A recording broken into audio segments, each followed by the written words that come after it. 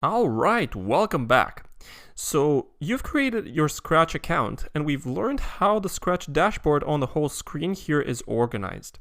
Now in this video, I'm going to teach you how the Scratch blocks work, and we're going to program this little cat on the screen to do various things.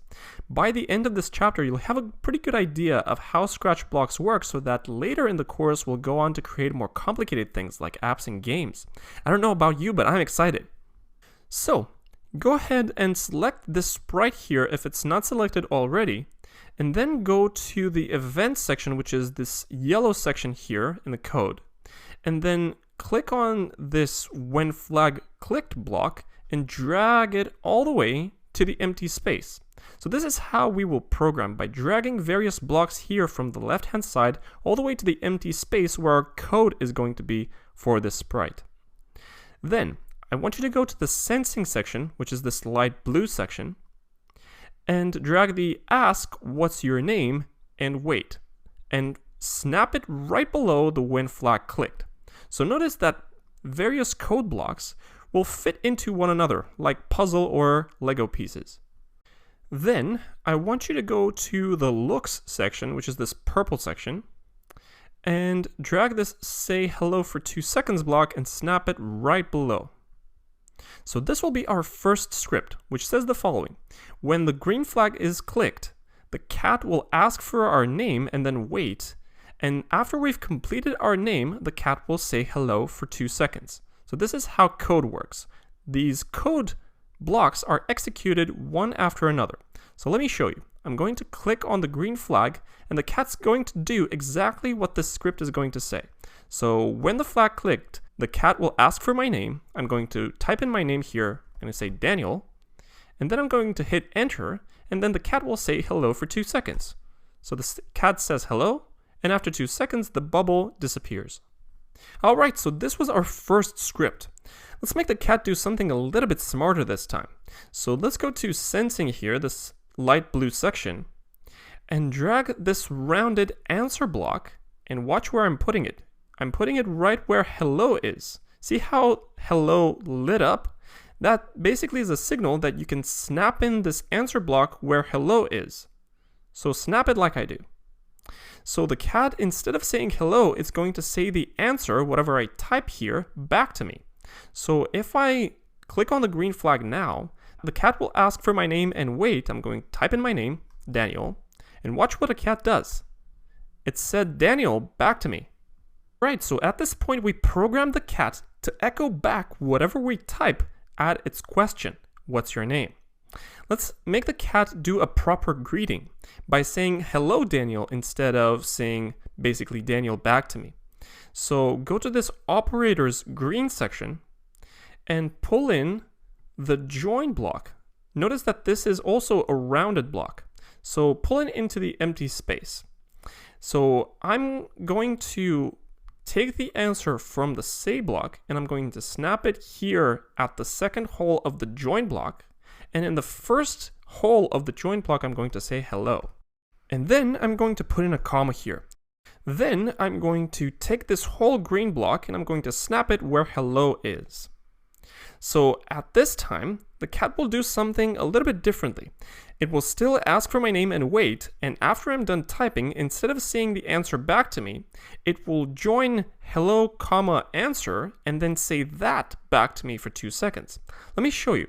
So I'm going to click on the flag. The cat asks for my name. I'm going to type it back, Daniel.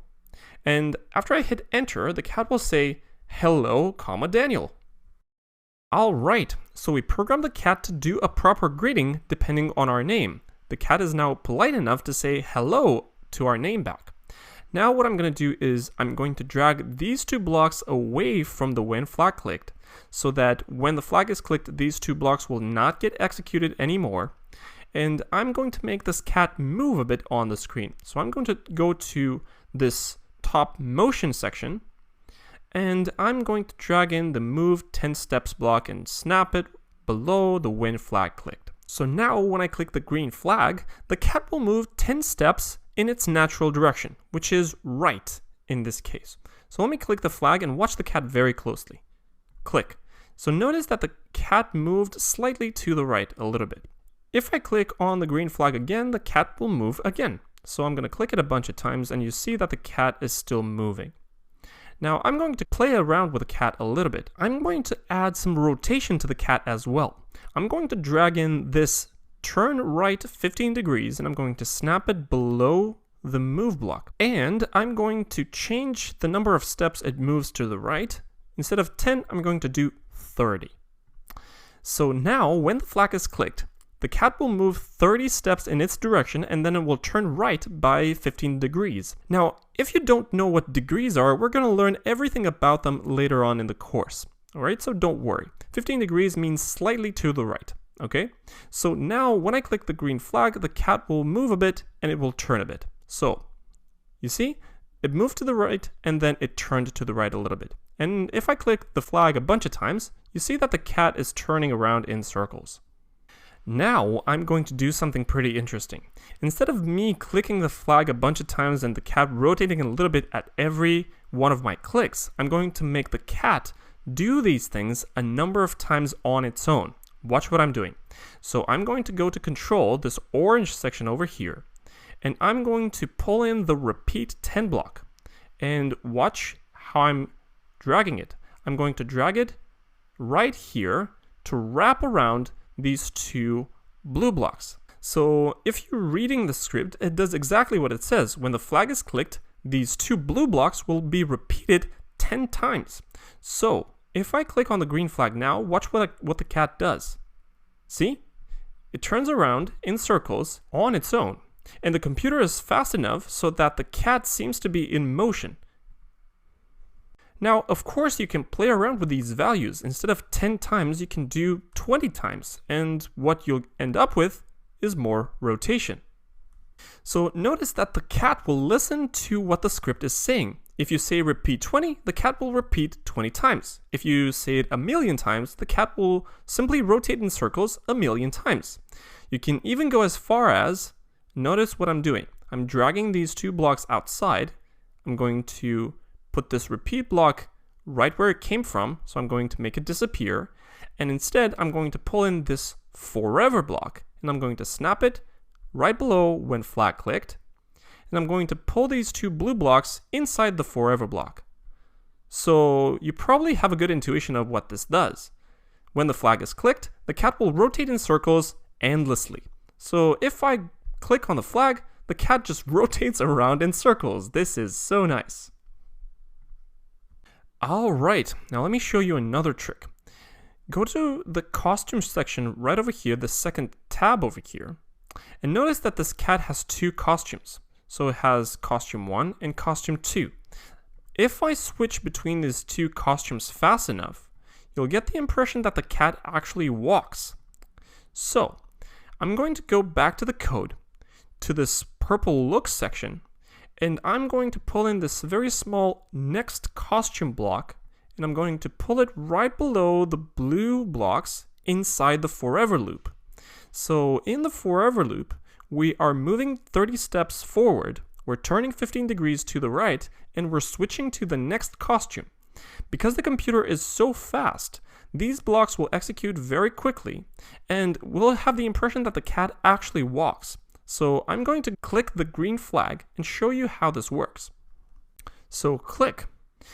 And you see that besides walking in circles, the cat actually does appear to be walking, which is awesome. If you pay very close attention to this little sprite over here, the costumes are being switched so fast by the computer, and the impression is that the cat is animating its walk. So I'm going to stop this little script. Alright, let's do something else now. So right now when we run this program, when we click on the green flag, the cat never stops running around in circles. Let's make it controllable so that when we press space, the cat will stop and say hello to us. So here's how I'm going to go about doing it. I'm going to go to this orange control section, and I'm going to pull in this if then else block, and I'm going to put it into the open space for now.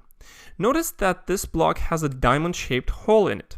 This will be the condition, which we will fill in by going to the sensing light blue section, and I'm going to drag this diamond-shaped key space pressed, and I'm going to snap it into the diamond shaped hole here.